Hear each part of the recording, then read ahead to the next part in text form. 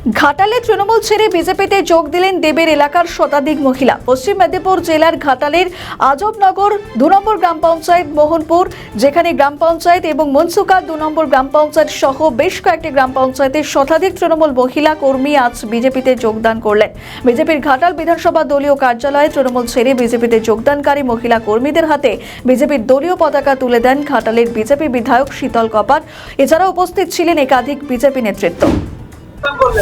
তৃণমূল করতাম, বিজেপিতে যোগ দিলাম। আমরা লক্ষ্মীর ভান্ডার চাই না, আমরা চাই যে সবাই সকলে মিলে সবাই যেন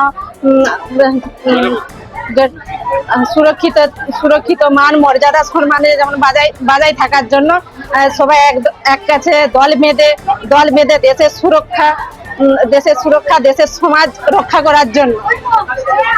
তারপর এই যে ভাই বোন দাদা দিদি লেখাপড়া শিক্ষিত হয়ে বসে আছে, তাদের সমাজ সেবা রক্ষা করার জন্য আমরা বিজেপিকে আনার জন্য চেষ্টা করছি।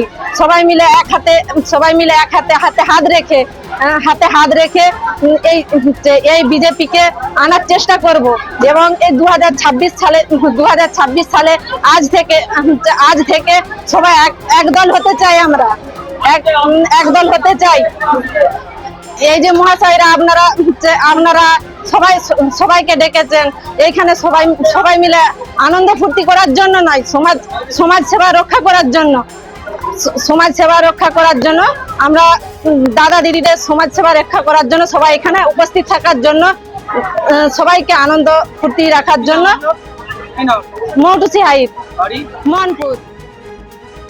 আমাদের ভিডিও ভালো লাগলে লাইক ও শেয়ার করুন, কমেন্ট সেকশনে আপনাদের মতামত জানান।